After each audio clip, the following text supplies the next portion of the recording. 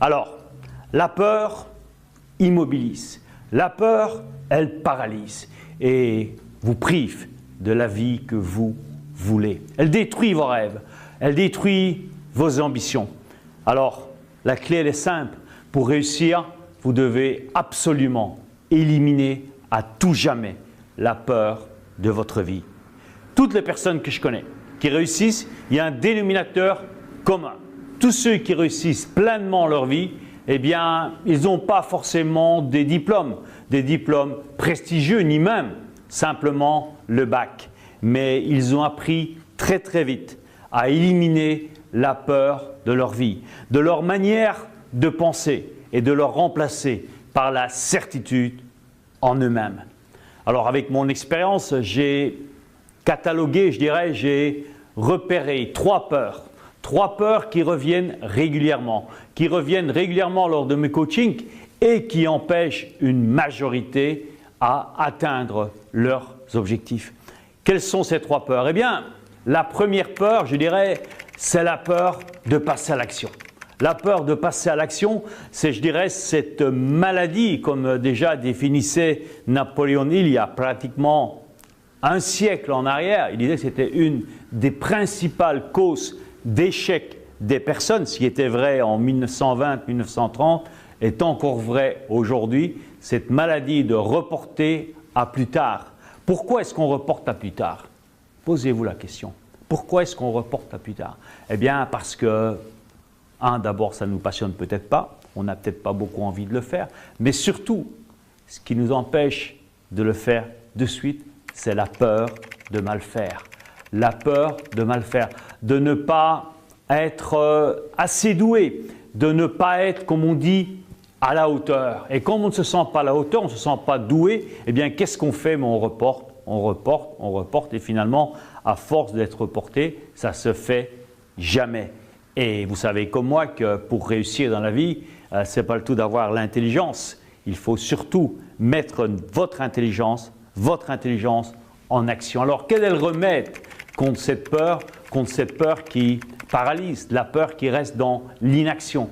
Eh bien, je dirais que pour moi, le remède le plus simple, c'est de te mettre en state. Affronter la peur droit dans les yeux.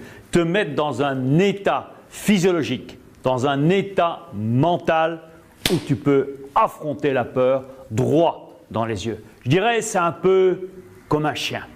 Si vous avez, et vous pouvez remarquer que c'est souvent les petits chiens qui font le plus de bruit, qui aboient le plus. Et imagine, moi ça m'est arrivé plusieurs fois et je m'amuse avec ça d'ailleurs, parfois il y a un chien qui vous suit, il commence à aboyer.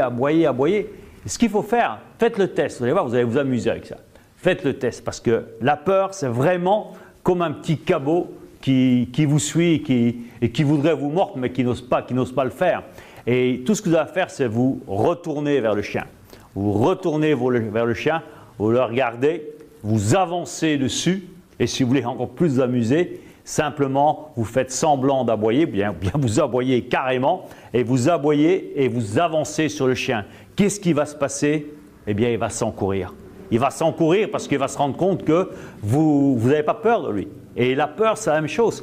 La peur, si elle sent qu'elle a une emprise sur vous, eh bien elle va continuer à vous harceler, à pourrir votre vie. Donc, le meilleur moyen, le remède contre la peur de l'inaction, je dirais, contre la peur de passer à l'action, c'est d'agir. Regardez la peur en face et vous y allez franchement. Une deuxième peur, celle-là, elle tue énormément de personnes, énormément de carrières. C'est la peur du rejet. La peur du rejet. C'est incroyable, je crois qu'il y a au moins 80-90% des gens que je rencontre, eh bien, quand tu parles un peu avec eux, tu te rends compte qu'ils sont paralysés par le fait d'avoir peur d'être rejetés. C'est une des peurs qui sabote le plus le succès. Parce qu'il faut savoir une chose, si vous voulez réussir, si vous voulez avoir du succès dans votre vie, si vous êtes en train de regarder cette vidéo, ça doit être votre cas. Si vous voulez du succès dans votre vie, eh bien, vous allez créer des gens heureux autour de vous. Certainement, beaucoup. Mais vous allez aussi créer autour de vous des gens jaloux, des envieux, qui eux n'ont pas votre courage, de passer à l'action. Des envieux qui vont vous rejeter, qui vont vous critiquer, vont peut-être lancer des rumeurs sur vous, parce que tout simplement, ils sont eux-mêmes paralysés par la jalousie, par l'envie mal placée. La peur du rejet, c'est celle aussi qui crée, je dirais, le plus de célibataires qui ne veulent pas être célibataires, ce qu'on appelle des célibataires endurcis contre leur volonté. Au fond d'eux-mêmes, ils voudraient avoir trouvé l'âme sœur, et j'en rencontre combien de ce genre de personnes en coaching. Ils voudraient rencontrer l'âme sœur, créer une relation de couple harmonieuse, avoir des enfants, vivre une vie de famille extraordinaire, mais au fond d'eux-mêmes, c'est ce qu'ils veulent. Mais d'un autre côté, ils sont en balance. Ils ont cette envie de créer cette famille, de créer cette vie de couple harmonieuse. Et de l'autre côté, ils n'osent pas aller vers l'autre parce qu'ils ont peur du rejet. Et donc, à un moment, soit c'est comme une balance. Est-ce que c'est l'envie de réussir une vie de couple, une vie de famille, une vie harmonieuse, ou est-ce que c'est la peur du rejet qui prend le dessus? Si la peur prend le dessus, vous oubliez ça. Inversement, si vous avez l'envie de créer cette vie de couple, d'avoir du succès, peu importe, et que vous arrivez à éliminer la peur du rejet, eh bien là, toutes les portes sont ouvertes. Alors, c'est quoi le remède? C'est quoi le remède contre la peur du rejet? Eh bien, pose-toi une question simplement. Moi, je la pose souvent dans des séminaires. Le président Obama, par exemple, président des États-Unis, qui est le président d'une des nations, si pas la nation la plus influente au monde, une des personnes les plus influentes et médiatiques, eh bien, le président Obama, est-ce qu'il a été élu avec 100% des Américains qui étaient d'accord avec son plan?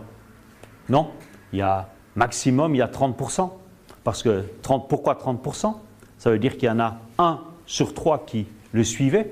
Il a fait 51% des voix sur 60% de votants. Si vous connaissez un peu les maths, 60% de votants, 50%, ça fait seulement 1 Américain sur 3 qui le suivait.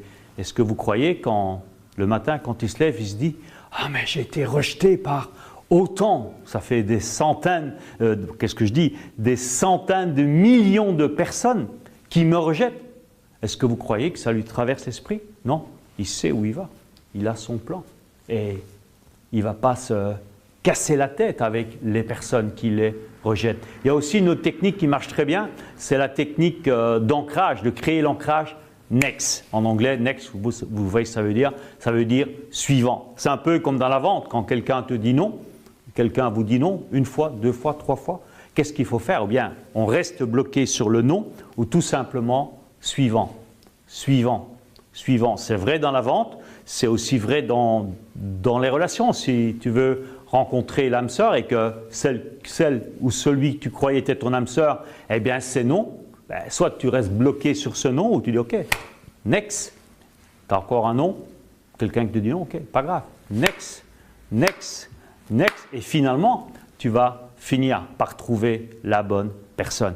Alors, please, éliminez cette peur du rejet parce que c'est elle qui vous prive de vivre la vie que vous voulez. J'en ai aussi une troisième, c'est la peur, et celle-là aussi, elle fait beaucoup de ravages. La peur du regard des autres. Le regard des autres. Qu'est-ce qu'on va penser de moi? Combien de fois j'entends ça? Qu'est-ce qu'on va penser de moi? Ah, mais mon voisin ou mon collègue ou un tel, qu'est-ce qu'il va penser de moi? Beaucoup de gens limitent leur vie et restent enfermés dans une, c'est même pas une zone de confort, une zone d'inconfort. Ils restent enfermés dans leurs limites, sans agir, parce qu'ils se disent, les autres, mais qu'est-ce qu'ils vont penser de moi? Peut-être, ils risquent peut-être de penser ou d'imaginer du mal de moi.